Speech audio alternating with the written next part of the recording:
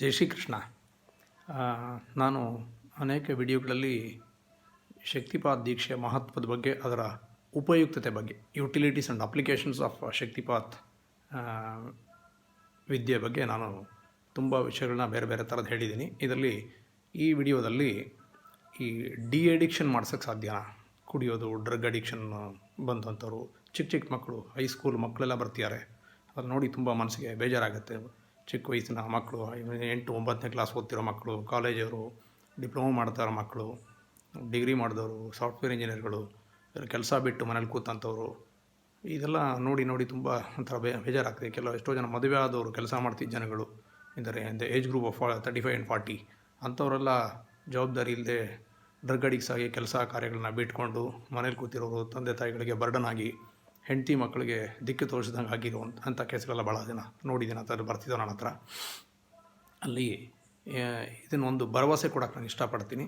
ಏನಂದರೆ, ಶಕ್ತಿಪಾತ್ ದೀಕ್ಷೆ ಅಂತ ಹೇಳಿದ್ರೆ ಕೃಷ್ಣ ಪರಮಾತ್ಮನ ಶಕ್ತಿ ಇದು.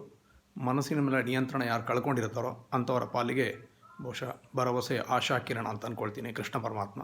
ಸೊ ಅವನ ಶಕ್ತಿಯನ್ನು ಉಪಯೋಗಿಸ್ಕೊಂಡು ಅವರೇ ಸಾಧ್ಯದಷ್ಟು ಈ ಅಡಿಕ್ಷನಿಂದ ಅವ್ರು ಮಾಡ್ಕೋಬೇಕಾಗತ್ತೆ. ಕೆಲವು ಟೆಕ್ನಿಕ್ಸ್ ಹೇಳ್ಕೊಡ್ತೀನಿ, ಯಾವ ಥರ ಹೀಲ್ ಮಾಡ್ಕೋಬೇಕು, ಯಾವ ಚಕ್ರ, ಯಾವ ಕೋಶವನ್ನು ಹೀಲ್ ಮಾಡಿಕೊಂಡ್ರೆ ಗುಣ ಆಗುತ್ತೆ, ಬೇಗ ಅವರು ವಾಸಿ ಆಗ್ತಾರೆ, ಅಲ್ಲಿಂದ ಹೊರಗೆ ಬರ್ತಾರಂತಹ ಕೆಟ್ಟ ಮನಸ್ಥಿತಿಯಿಂದ ಹೊರಗೆ ಬರ್ತಾರೆ ಅನ್ನೋದನ್ನು ಹೇಳ್ಕೊಡ್ತೀನಿ. ಅದನ್ನು ಉಪಯೋಗಿಸ್ಕೊಂಡು ಅವರು ಕಲಿತು ತಾವೇ ಮಾಡ್ಕೋಬೇಕು.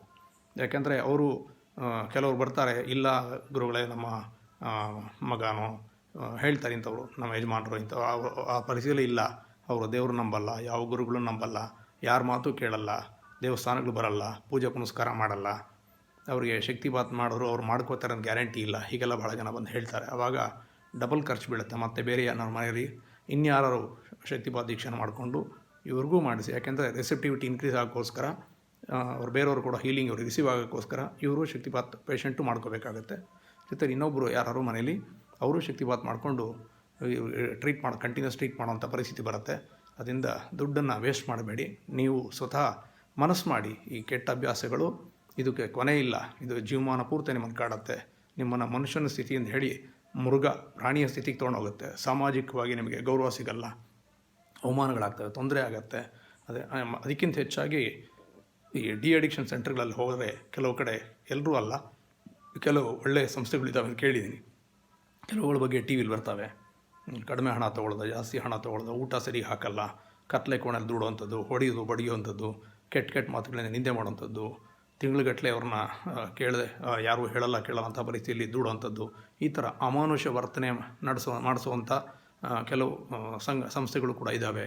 ಅಂಥ ಅಡಿಕ್ಷನ್ ಸೆಂಟರ್ಸಲ್ಲಿ ಭಾಳ ಜನ ಈ ಥರದ್ದು ಮೋಸ ಮಾಡ್ತಾರೆ ಅನ್ನೋದು ಕೂಡ ಕೇಳಿದ್ದೀವಿ. ಯಾಕೆ ಅಲ್ಲಿ ಹೋಗಿ ಬಡತ ತಿನ್ಕೊಂಡು, ಮರ್ಯಾದೆ ಕಳ್ಕೊಂಡು, ಅವಮಾನ ಪಟ್ಕೊಂಡು, ಪ್ರಾಣಕ್ಕೆ ಸಂಚಕಾರ ತಂದ್ಕೊಳ್ಳೋಂಥ ಕೆಲಸಗಳನ್ನ ಮಾಡ್ಕೋಬೇಡಿ.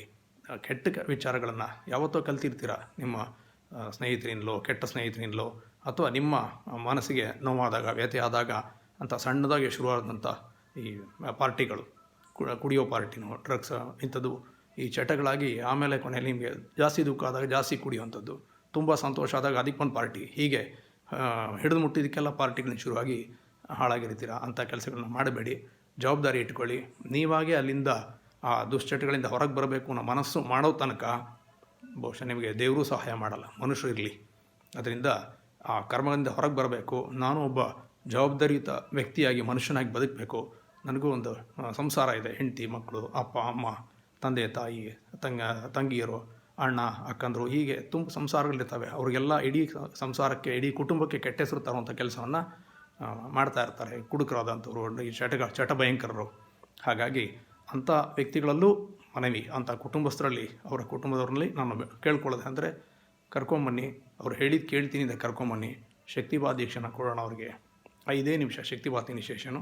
6ನೇ ನಿಮಿಷದಿಂದ ನಿಮ್ಮ ಕೈಗಳಲ್ಲಿ ಸೆಂಟರ್ ಆಫ್ ದ ಪಾಮ್ಸ್ ಅಲ್ಲಿ ಕೃಷ್ಣನ ಕಾಸ್ಮಿಕ್ ಎನರ್ಜಿ ಫ್ಲೋ ಆಗಿ ಶುರು ಆಗುತ್ತೆ. ಅಂದರೆ ಪರಮಾತ್ಮ ನಿಮ್ಮ ಶರೀರದಲ್ಲಿ ಕಾಸ್ಮಿಕ್ ಎನರ್ಜಿ ಅಂದರೆ ವಿಶ್ವಶಕ್ತಿಯ ಸ್ವರೂಪದಲ್ಲಿ ನಿಮ್ಮಲ್ಲಿ ಪ್ರಕಟವಾಗ್ತಾನೆ. ಆ ಎನರ್ಜಿಯನ್ನು ಉಪಯೋಗಿಸ್ಕೊಂಡು, ಸದುಪಯೋಗಪಡಿಸ್ಕೊಂಡು ನಿಮ್ಮ ದುಶ್ಚಟಗಳಿಂದ ಮುಕ್ತರಾಗಿ ಹೊರಗೆ ಬರ್ಬೋದು. ಬುದ್ಧಿ ಕಡಿಮೆ ಇರೋಂಥ ಜನಗಳು ಕೂಡ, ಅಂಥ ಸ್ಟೂಡೆಂಟ್ಸು, ವಿದ್ಯಾಭ್ಯಾಸ ಚೆನ್ನಾಗಿ ಆಗ್ತಿರಲ್ಲ, ವಿದ್ಯೆಯಲ್ಲಿ ಆಸಕ್ತಿ ಇದೆ ಬಿಟ್ಟಂಥವ್ರು, ಅಂಥ ಹುಡುಗರು ಕೂಡ, ಅಂಥ ಹುಡುಗಿಯರು ಕೂಡ ಶಕ್ತಿಪಾತ್ ಹೆಲ್ಪ್ ಆಗುತ್ತೆ. ಮತ್ತು ಶಕ್ತಿಪಾತ್ ಚಿಕಿತ್ಸೆನ 1 ಗಂಟೆ ಅಥವಾ 2 ಗಂಟೆ ಹೀಲಿಂಗ್ ಮಾಡಿಕೊಂಡ್ರೆ ಆಜ್ಞಾ ಚಕ್ರನ ಆ್ಯಕ್ಟಿವೇಟ್ ಮಾಡ್ಕೊಂಡು ಹೀಲಿಂಗ್ ಮಾಡಿಕೊಂಡ್ರೆ ಸಾಕಷ್ಟು ನಿದ್ರೆಯ ಪ್ರಮಾಣವೂ ಕಡಿಮೆ ಆಗುತ್ತೆ. 8 ಗಂಟೆ 10 ಗಂಟೆ ನಿದ್ದೆ ಮಾಡೋ ಅವಶ್ಯಕತೆ ಇಲ್ಲ. ಮತ್ತು ಬುದ್ಧಿ ಚುರುಕಾಗುತ್ತೆ, ಥರ್ಡ್ ಐ ಆ್ಯಕ್ಟಿವೇಶನ್ ಆಗುತ್ತೆ. ಆಜ್ಞಾ ಚಕ್ರ ಓಪನ್ ಆಯಿತು ಅಂತ ಹೇಳಿದ್ರೆ memory, reasoning, will power, concentration, logic, reasoning, intuition, ಹೀಗೆ ಬೇಕಾಷ್ಟು ಫ್ಯಾಕಲ್ಟೀಸ್ ನಿಮ್ಮಲ್ಲಿ ಓಪನ್ ಆಗ್ತವೆ. ಅದರಿಂದ ಮೆಮೊರಿ ಚೆನ್ನಾಗಾಯಿತು ಅಂತ ಹೇಳಿದ್ರೆ ನೀವು ಹೆಚ್ಚು ಕಷ್ಟಪಟ್ಟು ಓದಬೇಕಾದಿಲ್ಲ. ಇದು ವಿದ್ಯಾರ್ಥಿಗಳಿಗೂ ಅನುಕೂಲ ಆಗುತ್ತೆ. ಭಾಳ ಜನ ನಾನು ಹಿಂದೆ ಹೇಳಿದ್ದೀನಿ, ಕಾಂಪಿಟೇಟಿವ್ ಎಕ್ಸಾಮ್ ಬರೆಯುವಂಥವ್ರು, IAS, IPS ಬರೆಯುವಂಥ ವ್ಯಕ್ತಿಗಳು ಕೂಡ UPSC ಎಕ್ಸಾಮ್ ಬರೆಯುವಂಥವರೆಲ್ಲ ಇಲ್ಲಿ ಬರ್ತಾರೆ. ಅವರೆಲ್ಲ ಈ ವಿದ್ಯೆನ ಕಲಿತು ತುಂಬ ನಮಗೆ ಉಪಯೋಗಕ್ಕಾಗಿದೆ.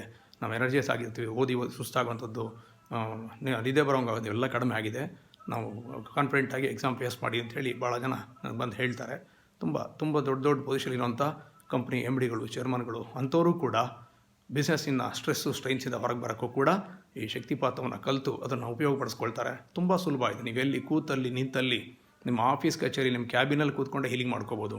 ಇದಕ್ಕೆ ಯಾವ ಮಡಿ ಮೇಲಿಗೆ ಸಮಸ್ಯೆನೂ ಇಲ್ಲ, ಸೂತಕ ಪಾತ್ರಗಳೆಲ್ಲ ಇಲ್ಲ, ಪಕ್ಕಾ ಸೈನ್ಸ್ ಇದು. ಅದರಿಂದ ಕಾಸ್ಮಿಕ್ ಎನರ್ಜಿ ಹೀಲಿಂಗು ಯಾರು ಯಾವಾಗ ಎಲ್ಲಿ ಯಾವ ಕ್ಷಣದಲ್ಲಿ ಬೇಕಾದ್ರೆ ಮಾಡ್ಕೋಬೋದು. 24 ಗಂಟೆನೂ ಮೈಲ್ಡ್ ಫಾರ್ಮ್ ಆಫ್ ಹೀಲಿಂಗ್ ಬರ್ತಾ ಇರುತ್ತೆ.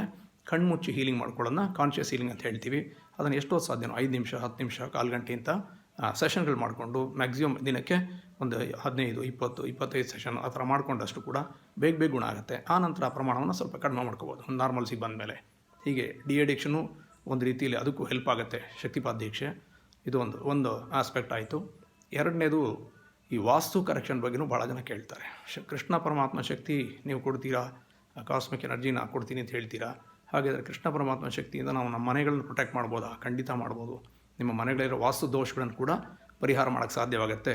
ಇದರ ಜೊತೆಯಲ್ಲಿ ನಿಮ್ಮ ಮನೆಯನ್ನು ವಿಜುವಲೈಸ್ ಮಾಡಿಕೊಂಡು ಹೀಲಿಂಗ್ ಮಾಡೋವಂಥದ್ದು ಸಿಗುತ್ತೆ, ಅದನ್ನು ಹೇಳ್ಕೊಡ್ತೀನಿ. ನಿಮ್ಮ ವೆಹಿಕಲ್ಗಳು, ಕಾರು, ಸ್ಕೂಟ್ರುಗಳು, ಬೈಕ್ಗಳು ಅಥವಾ ಬೇರೆ ಏನೋ ಲಾರಿ, ಟ್ರ್ಯಾಕ್ಟರ್ಗಳು ಏನೇನಿದೆಯೋ ನಿಮ್ಮ ಸಂಬಂಧಪಟ್ಟ ವಸ್ತುಗಳು, ಅವುಗಳ ರಕ್ಷಣೆ ಕೂಡ ನೀವು ಮಾಡ್ಬೋದು. ಹಾಗೆ ನಿಮ್ಮ ಇಡೀ ಮನೆಗೂ ರಕ್ಷಣೆ ಮಾಡ್ಬೋದು.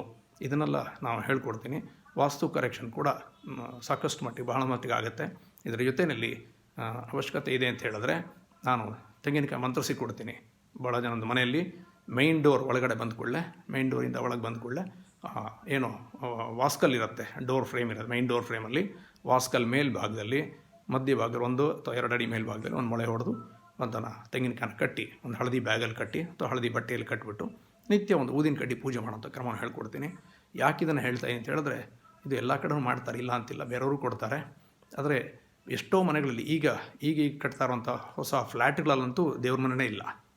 ಅದರಿಂದ ನಾವು ಕಟ್ಟುವಂಥ ಮನೆಗಳಲ್ಲಿ ಕೂಡ ಎಷ್ಟೋ ಜನ ದೇವ್ರ ಮನೆಯೇ ಮಾಡ್ತಿಲ್ಲ, ಒಂದು ಸಣ್ಣ ಗೂಡು ಮಾಡಿ ಬಿಡ್ತಾಯಿದ್ದಾರೆ. ಹಾಗಾಗಿ ದೇವರಿಲ್ಲದ ಮನೆ ಅದು ದೈವಿ ರಕ್ಷಣೆ ಇರಲ್ಲ. ಹಾಗಾಗಿ ದೈವಿ ರಕ್ಷಣೆ ಬೇಕು ಅಂತ ಹೇಳಿದ್ರೆ ನಾವು ನಮ್ಮ ಕಟ್ಟುವಂಥ ಮನೆಯಲ್ಲಿ ದೇವ್ರಿಗೆ ಮೊದಲು ಸ್ಥಾನ ಕೊಡಬೇಕು. ಅವ್ರಿಗೆ ಒಂದು ಸ್ಥಾನ ಕೊಟ್ಟರೆ ಆ ನಿತ್ಯ ದೇವ್ರ ಮನೆಯಲ್ಲಿ ಮಾಡೋ ಪೂಜೆ ಪುನಸ್ಕಾರ, ಅಲ್ಲಿ ಮಾಡುವಂಥ ಆರತಿ, ಬೆಳಗುವಂಥ ತುಪ್ಪದ ದೀಪ ಬೆಳಗುವಂಥದ್ದಾಗಲಿ ಅಥವಾ ಊದಿನ ಕಡ್ಡಿ ಹಚ್ಚುವಂಥದ್ದಾಗಲಿ, ಇವೆಲ್ಲ ಸಾಕಷ್ಟು ಒಳ್ಳೆಯ ಪರಿಣಾಮ ಬೀಳುತ್ತೆ ಮನೆಯಲ್ಲಿ. ವಾಸ್ತು ಕರೆಕ್ಷನ್ ಹೆಲ್ಪ್ ಆಗುತ್ತೆ. ಇದನ್ನು ದಯಮಾಡಿ ಉಪಯೋಗಿಸ್ಕೋಬೇಕು ಅಂಥೇಳಿ ನಾನು ಕೇಳ್ಕೊತೀನಿ. ಯಾರಿಗೆ ಆಸಕ್ತಿ ಇದೆಯೋ, ಯಾರಿಗೆ ಇಂಥ ಸಮಸ್ಯೆಗಳಿಂದ ನರಳ್ತಾ ಇದ್ದೀರೋ ಅವರು ಬಂದು ಇದನ್ನು ಫಸ್ಟು ಪರಿಹಾರ ಮಾಡ್ಕೊಳ್ಳಿ. ಸೊ ನಿಮ್ಮ ಕುಟುಂಬ ಚೆನ್ನಾಗಿರಲಿ. ನಿಮ್ಮ ಕುಟುಂಬ ಚೆನ್ನಾಗಿದ್ದರೆ ಇಡೀ ಊರು ಚೆನ್ನಾಗಿರುತ್ತೆ, ಊರು ಚೆನ್ನಾಗಿದ್ದರೆ ಒಂದು ದೇಶನೇ ಚೆನ್ನಾಗಿರುತ್ತೆ. ಹಾಗೆ ಸದೃಢವಾದ ಸಮಾಜವನ್ನು ನಾವು ಕಟ್ಟೋದಕ್ಕೆ ನಾವು ಕಾಂಟ್ರಿಬ್ಯೂಟ್ ಮಾಡ್ದಂಗೆ ಆಗುತ್ತೆ ಅಂತ ಒಳ್ಳೆ ಕೆಲಸನ ನೀವೆಲ್ಲರೂ ಮಾಡ್ಬೋದು. ಯಾರಿಗೆ ಸಮಸ್ಯೆ ಇದೆಯೋ ಅಂಥವರು ನನ್ನ ಕಾಂಟ್ಯಾಕ್ಟ್ ಮಾಡಿ ನಿಮ್ಮ ಸಮಸ್ಯೆಗಳಿಗೆ ಪರಿಹಾರನೂ ಕೊಡ್ತೀನಿ. ಇದೆಲ್ಲ ಓವರ್ನೈಟ್ ಚೇಂಜಸ್ ಆಗಲ್ಲ, ಒಂದೇ ದಿನದಲ್ಲಿ ಯಾವುದೇ ಮ್ಯಾಜಿಕ್ ಆಗಲ್ಲ. ಇದನ್ನು ಉಪಯೋಗಿಸ್ಕೊಂಡು ಕೆಲವೇ ತಿಂಗಳಲ್ಲಿ ಕೆಲವೇ ದಿನಗಳಲ್ಲಿ ನೀವು ಒಳ್ಳೆ ರಿಸಲ್ಟ್ನ ಪಡ್ಕೊಳ್ಳೋಕ್ಕೆ ಸಾಧ್ಯ ಆಗುತ್ತೆ. ನಿಮ್ಮ ಕುಟುಂಬ ನಗ್ತಾ ಇರಲಿ, ಚೆನ್ನಾಗಿರಲಿ. ಕೃಷ್ಣ ಪರಮಾತ್ಮನ ಅನುಗ್ರಹ ನಿಮಗೆಲ್ಲರಿಗೂ ಸದಾ ಇರಲಿ. ಕೃಷ್ಣಾನುಗ್ರಹ ಪ್ರಾಪ್ತಿರಸ್ತು, ಆಯುರಾರೋಗ್ಯ ಐಶ್ವರ್ಯ ಅಭಿವೃದ್ಧಿರಸ್ತು, ಲಕ್ಷ್ಮೀನಾರಾಯಣ ಕೃಪಾ ಕಟಾಕ್ಷ ಪ್ರಾಪ್ತಿರಸ್ತು, ಮನಸಾಭಿಸಿದ್ಧರಸ್ತು. ಒಳ್ಳೆಯದಾಗಿ ಎಲ್ರಿಗೂ ಸಮಸ್ತ ಸನ್ಮಂಗಳಾನಿ ಭವಂತು.